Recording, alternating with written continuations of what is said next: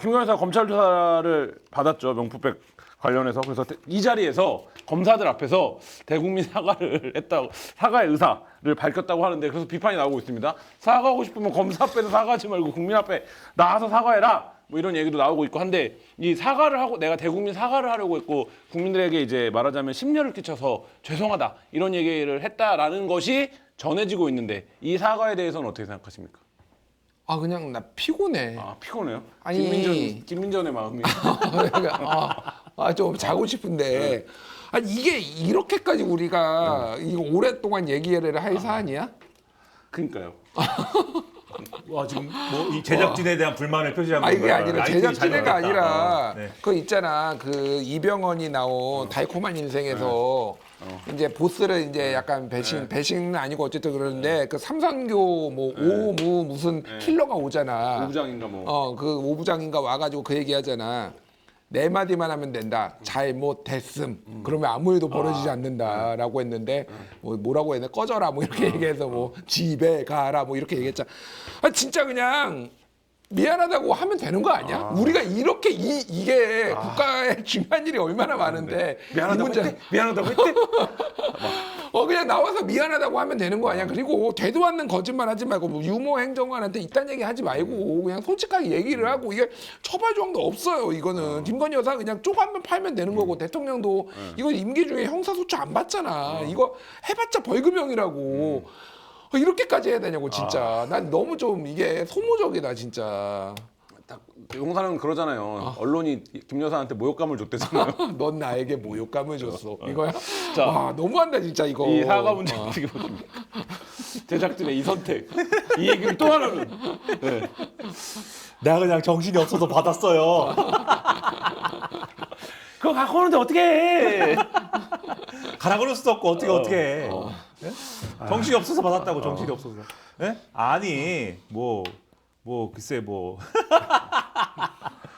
어떻게 해요 이거를? 대나무 숲에 가서 소리 지르고 싶어요. 그걸 왜 봤냐? 근데 아니 근데 그 옛날에 대선 때 사과한 게 그렇게 창피했었나 봐요. 모욕감을 느낀 것 같아. 아까 영화 대사도 얘기했지만 진짜 네. 약간 모욕감을 느낀 것 같아. 대선 때 그 떨면서 네. 그 I believe.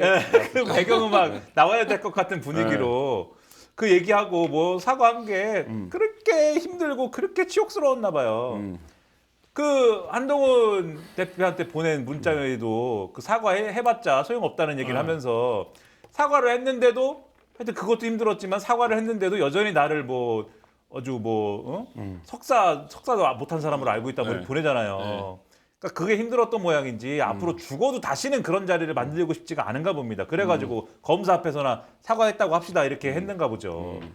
자, 근데 지금 한겨레 보도에 따르면 명품 가방을 받고 7개월 뒤에 왜 가방 사용하지 않냐, 마음에 안 드시냐, 원하는 게 있냐 이런 취지의 이제 메시지를 보냈고, 그 부분에 대해서는 이제 별다른 답변이 없었고, 그러고 나서 11월 이 언론사가 이제 이걸 보도한 게 11월인데, 그러면 그때도 별다르게 이 가방에 대해서 언급을 안 하다가 이제 최근에 들어와서야 그거를 물론 당의 해명은 뭐 국가기록물이 됐다 뭐 어쩌다 막 이런 엄청난 우여곡절과 논란을 겪고 그거를 자기가 반납지시했는데 행정관이 깜빡했다. 이게 이제 해명이잖아요 결국엔. 이 해명은 근원적으로 아까 게슈탈트 붕괴됐지만 이 명품 가방도 붕괴된 거 아닙니까?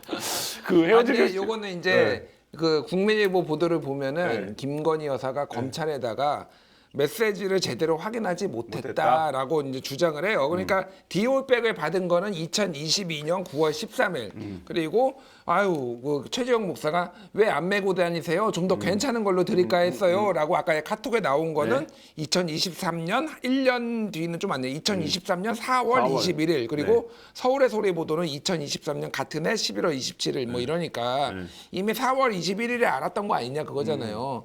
김건희 여사님이 깜빡할 수도 있어. 이렇게 카톡을 많이 하면은 사실은 헷갈릴 수도 있어. 진짜 나는 이거에 개연성이 있다고 봐. 그러니까 유모 행정관한테 지시한 거는 솔직히 그건 구라야. 그건 뭐 누가 그걸 믿겠어. 그런데 진짜로 카톡 보고 정신 하나도 없어. 왜냐면은 온 사방팔방에 다 그때 카톡을 하고 있을 때 아니에요 지금. 이게 정황상 이게 최재형 목사만 했겠어요? 그러니까 뭐 모를 수도 있겠다 그 생각은 들어요. 다만 이거 자체가 거짓말이지. 무슨 뭐 그냥 피곤해. 그냥 인정하면 안 될까 그냥 미안하다고 그냥. 그래서 그 얘기가 이제 지금 정리한 얘기가 네. 정확하게 그 얘기인 거잖아요.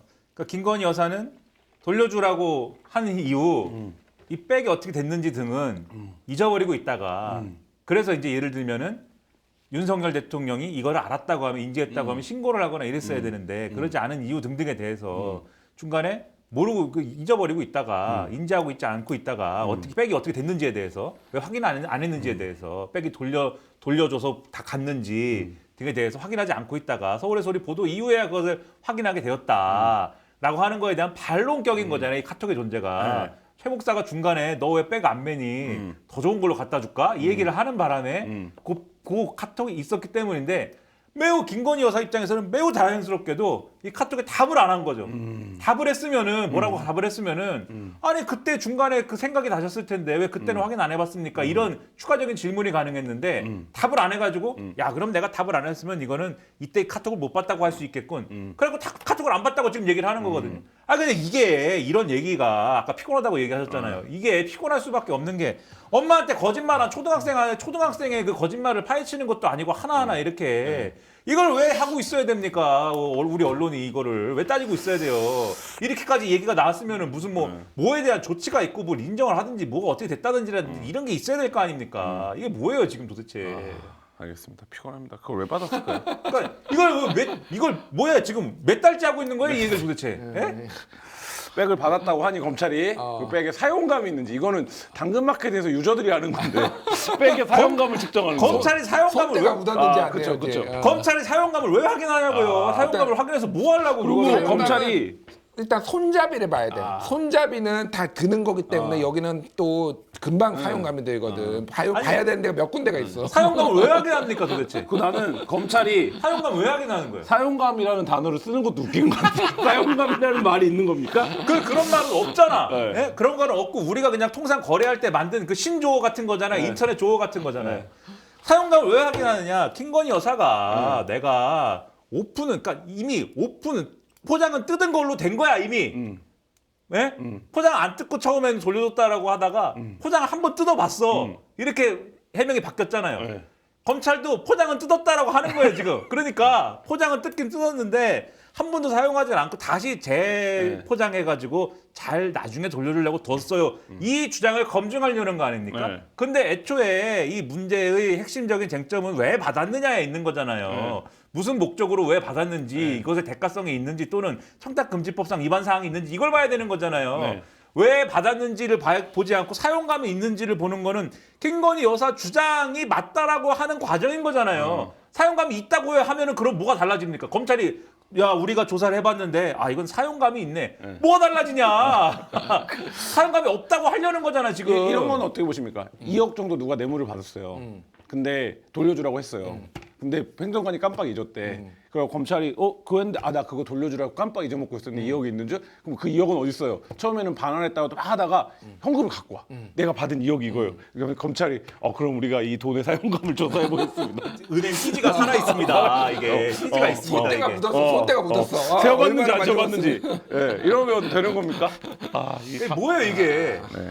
백의 사용감. 이 사용감은 그 당근 마켓에서 그 점수 높으신 분들이 확실히 판단할 수 있다. 뭐 이런 말씀 드리면서 네, 여기 넘어가도록 하겠습니다. 다들 피곤해 하시니까.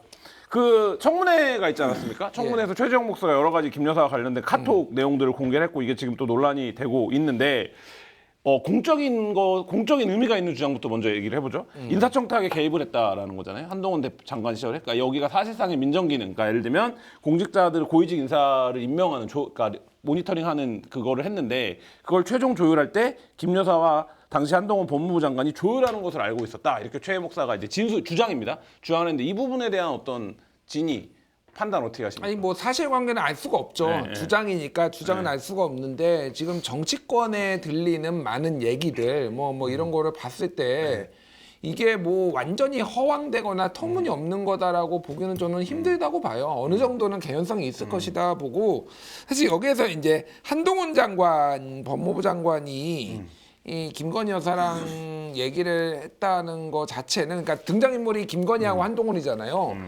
뭐 할 수도 있다고 봅니다. 그러니까 왜 그러냐면 어차피 정권이 이제 출범을 하면은 누군가가 이제 이런 큰 그림을 그려야 되는 거고 그게 공식 라인에서도 뭐 있을 수 있지만은 뭐 비선 실세라고 할 수는 없고 그러니까 중요한 그 뭐 이렇게 건국 그러니까 건국 그러니까 멤버들이 이렇게 하는 거잖아요. 그래서 뭐 한동훈 정도가 하는 거는 문제가 아니고 김건희 여사는 조금 위험하죠. 이거는 김건희 여사는 권한이 없는 사람이니까 위험한데 결국은 저는 이거는 정권 말기에 다 나온다고 봅니다. 지금 사실은 좀 저도 뭐 이래저래 확인할 수 없이 들은 게 너무 많아요. 너무 많은데 이거는 김건희 여사랑 비슷한데요? 상상 초월이에요. 상상 좋을 아이가 내가 그러니까 내가 말할 수 없지만은 들은 게 너무 많어. 여러모로 들은 게 너무 많은데 이거는 당사자들이 얘기를 안 해주면은 알 수가 없는 거거든요. 결국은 이거는 정권 말기에 다 나올 것이다라고 보고 그 말은 게이트다. 저는 게이트가 결국은 될 거를 이 나라는 제가 계속 얘기했죠. 김건희의 나라라고 여러 차례 얘기를 했고 결국은 김건희 여사 때문에 붕괴될 거다라고 저는 봐요.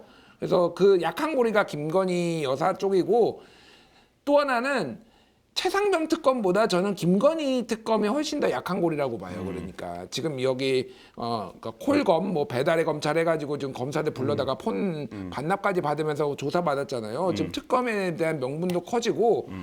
그러니까 국민의힘도 사실은 여기가 뭐 사실상의 최고 존엄이라고 인정은 하지만은 왜 지켜야 되는지에 대해서도 혼란스러워하는 사람들이 꽤 있거든요. 그래서 저는 맨날 얘기를 하는 게 민주당한테도 빨리 해라 이거 김건희 특검 빨리 해 이게 여기가 균열 지점이고 결국은 뭐가 됐든 김건희 쪽으로부터 균열이 생길 거다 이렇게 봅니다. 그 문자 내용들 보면 야권 인사들을 막 갈라치는 내용들도 막 있잖아요. 그리고 막 되게 복덕방 평론가처럼 막 이런저런 얘기들 하잖아요. 이걸 어떻게 보셨습니까? 또 평론가시죠. 아 평론가다. 저 같은 게 감히 평론가질 하고 다니고 평론가라고 자청하고 다녔는데 네. 평론가 타이틀을 내려놓습니다. 네, 이제부터는 김건희 여사 정도 돼야 이제 평론가 하시는 걸로. 정보가 너무 많으니까. 네.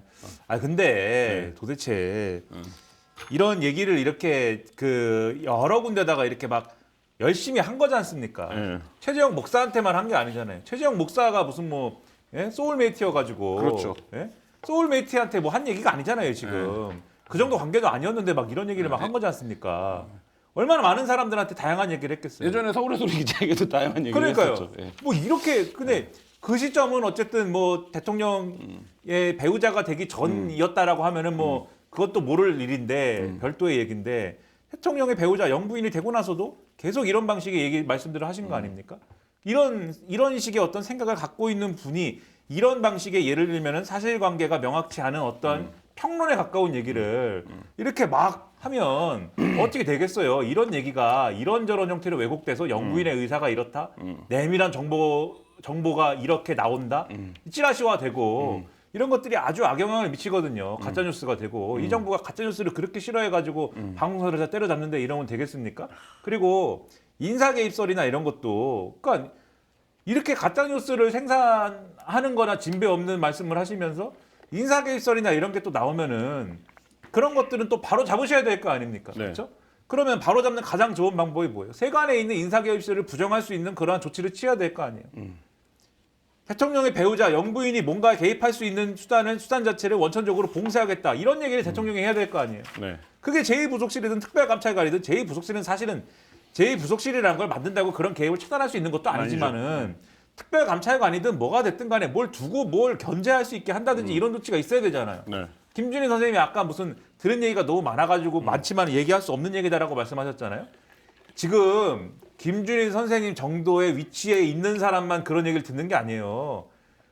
세간에 파다합니다. 파다해. 김건희 여사의 인사 개입설이라는 것에 대해서는 심지어 여의도에 없는 사람들도 파다해. 예? 온갖 얘기가 다 있다고요. 지금 하다못해 그냥 공공기관에 다니는 사람도 공공기관에 무슨 인사가 있잖아요. 공공기관에 장이 새로 오잖아요. 자기들끼리 그런 얘기부터 해요. 김건희 여사하고 무슨 인연이 있다라는 식의 얘기. 홍명보 감독도 감독되고 나서 댓글에 김건희 여사랑 인연이 있냐. 그러니까 그게 사실이든 아니든 얘기가 이 정도까지 나올 정도면은 무슨 대응을 해서 그게 아니다라는 걸 증명할 의지를 갖고 있어야 되잖아요. 네. 의지가 없잖아요. 이 정권은. 의지가 왜 없을까요? 그럼 우리 같은 사람들이 이렇게 생각하게 되는 거예요. 의지가 왜 없지? 그 사실이라서 그런 거 아닌가? 사실이 아님을 증명할 방법이 없어서인 거 아닌가? 그럼 이거 아까 김준희 선생님이 말씀하신 대로 나중에 이거 다 언론사를 괴롭히고 가짜 뉴스라고 몰아붙인 것까지 다 이자까지 쳐가지고 나중에 다 돌려받는 안갚음 당하게 돼 있습니다. 네. 근데 하나만 얘기할게요. 네. 그 왜 자꾸만 이렇게 많은 얘기를 떠버렸을까, 얘기를 했을까, 우리가 주목해봐야 될 게 있어요. 뭡니까? 예전에 그 뉴데일리의 조선일보 주표 뭐 출신이었던 류근일 네. 선생이 분개하면서 왜 좌파들한테만 이렇게 국가 기밀 얘기들을 우리 우파들이 이렇게 많은데 왜 좌파들한테만 이렇게 하느냐, 나에게는 안 해주냐, 나한테 왜 안 해주냐, 이명수, 최재형, 진중권 하면서 막 분개하는 칼럼도 썼단 말이에요. 제가 보기에는 기본적으로 그동안 해왔던 얘기를 보면은 국힘은, 그러니까 쉽게 얘기를 하면 사람 취급을 안 한 거야. 아니, 그 카톡에 보면은 마귀라고 돼 있어요. 마귀. 마귀라고 돼 있습니다. 국힘 쪽은 사람 취급 안 한 거야. 거의 인간 말종처럼 본 거지. 그러니까. 그런데 어쩔 수 없이 이쪽에 왔다. 그러니까 윤석열 대통령도 후보 시절에 내가 이 당을 해체해버리겠다. 정신머리가 썩었다. 막 이런 얘기 했잖아요. 그리고 국힘계 소위 말해서 약간 그 강경 보수들, 그 딸랑거리는 사람들은 그냥 여사님이 지시하면은 그냥 막 가서 막 떠버려요. 뭐 아무런 힘을 들이지 않으니까 얘들한테 인정을 받는다라는 어떤 인정 욕구가 충족이 안 되는 거야. 근데 좌파들 있잖아. 이명수, 최재형, 진중권 이런 사람들한테는 욕구가 이제 되는 거지. 약간의 뭐 이때면 포지셔닝도 있는 사람이죠. 그러니까 결국은 저는 이 여사님이 인정 욕구가 굉장히 강한 사람이라서 이런 사달이 났다고 봐. 그러니까 표절도 제가 정말 놀라웠던 게 뭐냐면은 김건희 여사는 코바나 콘텐츠라는 회사를 운영하면서 단 한 번도 공부를 쉬지 않았어요. 뭔가를 박사를 하고 있거나 논문을 쓰고 있거나 뭐 어디서 가르치고 있거나 그랬단 말이에요. 이게 두 개가 병행이 가능해? 끊임없이? 근데 능력이 안 되니까 표절을 하는 거야. 그러니까 그러니까 본인의 가방끈을 올리고 싶은 더, 그러니까 그 출신 학교나 뭐 이런 게 좋지 않으니까 계속 올라가고 싶은 이런 게 있단 말이에요. 그러니까 결국은 그게 능력이 안 되니까 표절을 해서나 사기를 쳐서라도 이제 여기까지 온 거란 말이에요. 이것도 저는 같이 마찬가지라고 봅니다. 본인이 가지지 않았다는데 갑자기 많은 걸 가지게 되니까 이거를 누군가한테 과시를 해야 돼. 아주 정중하게 예의 바르게 과시를 해야 되는데 그게 이런 사람들이었다. 근데 지금 이제 학을 떼서 지금은 이제 안 하겠지만은 앞으로 이게 여기만 있을까? 저는 계속 나올 거라고 봅니다. 이진숙 방통위원장 청문회가 사상 초유의 3일간 진행이 됐고, 뭐 빵문회다, 빵통이다, 빵청회다, 뭐 여러 가지 빵과 관련된 다양한 얘기들을 아, 배고파. 낳고 있습니다. 기본적으로 어떻게 보세요? 이 청문회가 기본적으로? 그러니까 기본적으로 이진숙이라고 하는 인물, 정동영 의원의 질의가 저는 굉장히 좀 품격 있었다는 생각을 몇 번 했는데, 그러니까 어쨌든 이진숙이라는 인물을 왜 이렇게까지 이 수모와 이 고초와 이런 얘기까지 들으면서 왜 이 자리를 하려고 하느냐. 이진숙이? 네. 라는 얘기부터 내가 알던 그 이진숙은 어디 갔냐. 뭐 언론 노련 시절에 홍보물 나눠주던 사진까지 나왔는데, 그러니까 이거를 두 분 뭐 정치평론 오래 하셨는데 어떻게 보십니까? 정말 그 자리라는 게 사람이 그런 수모와 자기 인생에 대한 부정과 공격과 이걸 다 견디게 하는 겁니까? 자리가? 네. 그런 겁니까? 근데 이진숙 후보자가 네. 그런 의지를 가진 지는 오래됐지 않습니까? 그렇죠. 내가 과거가 어떻든지 간에 이 줄을 꽉 잡아가지고 이 줄을 꽉 잡아가지고 새로운 영역으로 진출해야겠다. 이 의지를 가진 지 오래됐잖아요. 그래서 자유한국당에 영입이 되고 물론 그 이전부터 쌓아온 그러한 극우 커리어를 갖고 간 거지만 자유한국당 영입이 되고 선출직으로 해보려고 한 거지 않습니까? 네.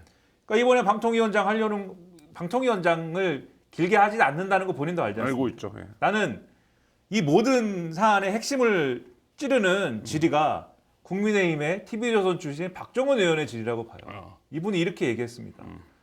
민주당은 어차피 탄핵할 건데 법인카드 이용 이거를 왜 검증합니까? 이렇게 얘기를 하면서 네. 근데 이 얘기 뒤집으면은 어차피 탄핵 당할 거 아무나 방통위원장 해도 된다 뭐 이런 얘기죠 이게. 네, 그렇죠. 그러니까 아무나 시켜도 된다. 빵을 뭐 200만 원어치를 샀든 뭐 해장국을 먹었든 뭐 오마카세를 먹었든 상관없이 아무나 해도 된다 이 마인드죠 지금. 어차피 탄핵 당할 거 이렇게 가는데 이런 얘기를 하면서 뭐라고 그랬냐면은 탄핵 당해도 박문진 이사는 교체할 수 있는 겁니까? 물어봤어요. 그러니까 이진숙 후보자가 일정을 고려하면은 할 수 있다고 봅니다. 이렇게 얘기했는데 박정원 의원이 너무 다행입니다. 그것만으로도 희망을 안고 갑니다. 뭐 이렇게 얘기하는 거예요. 그러니까 그 어차피 단명이다라는 거를 이진숙 후보자도 알고 있는 거지 않습니까? 나는 박문진 지사 교체하는 걸로 요 방통위원장 경력은 끝이다. 그러면은 이 내 인생 기자 인생 방통위원장 예를 들면 그거 결정하는데 뭐 얼마나 걸리겠어요. 며칠 걸리지도 않을 건데 그 짧게 하려고 이 수모를 견디느냐? 아니죠. 이것을 타이틀 삼고 이 순교자가 한번 돼가지고 온갖 빵 교자가 돼가지고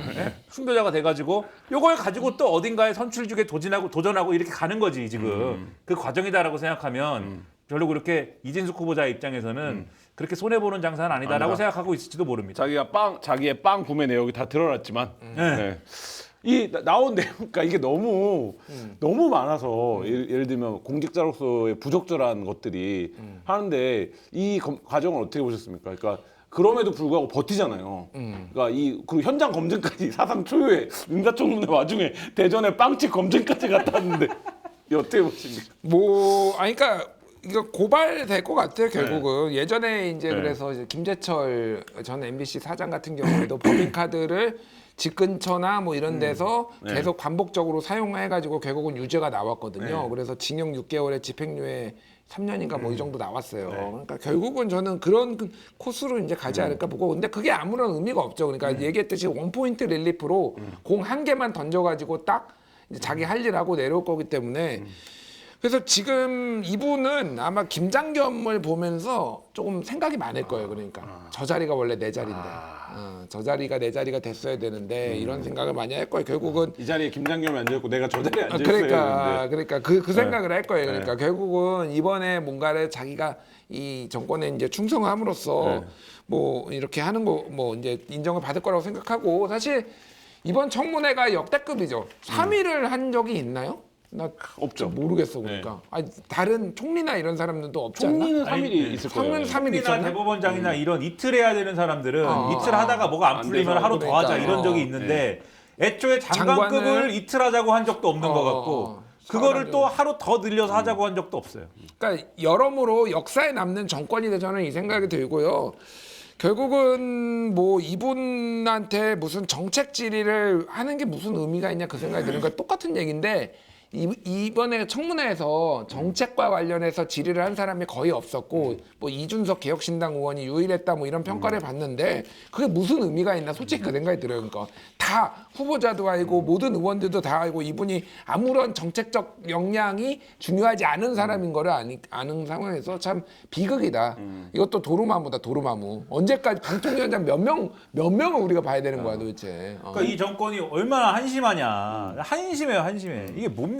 나라를 왜 이렇게 정권을 잡았으면 그 국가 기구를 그 취지에 맞게 멋지게 운영해 봐야 되겠다. 뭐 이런 생각을 해야 되잖아요. 그 국가 기구를 스스로 파괴하고 내가 하고 싶은 것만 관철하면 된다. 뭐 이런 마인드로 하는 거 아닙니까? 도루마무 정권이야. 예를 도루마무 들면 정권. 야당이 예를 들면 이상인 방통위 부위원장에 대해서 직무대행이라고 탄핵안 발의한 거잖아요. 근데 거기에 대해서 여당의 논리는 이 사람은 부위원장이고 방통위법에는 위원장만 탄핵할 수 있다고 돼 있고 직무대행이라는 거는 단순히 그 직무를 대행하는 입장인 사람인 것인데 그 사람을 탄핵할 수 있습니까? 이 법적으로 문제가 있습니다. 이거였지 않습니까? 그러면은 이게 이 법리가 맞는지 저 법리가 맞는지를 다퉈봐야 되잖아요. 헌법재판소에 가서 헌법재판소가 이건 탄핵 대상이 아닌데 생각하면 각하해버릴 거 아닙니까? 그걸 판단을 받아봐야지 후대 사람들이 방통위 부위원장은 탄핵 대상이 아니었어라든지 또는 방통위 부위원장이라도 직무대행을 하면 탄핵 대상이 되는구나 이걸 알 거 아니에요. 근데 이 정권이 어떻게 하죠? 그렇게 주장해놓고는 사퇴. 헌법재판소 가가지고 그것도 직무정지되고 이 기간을 못 기다릴 것 같으니까 빨리 방문인 이사를 빠르게 해임해 이렇게 빠르게 교체해 이렇게 가야 되는데 빠르게 MBC 박살내 이렇게 가야 되는데 시간 걸릴 것 같으니까는 그 1초는 아니죠 사실 근데 1초도 기다릴 수 없기 때문에 자진사퇴를 시켜버리잖아요.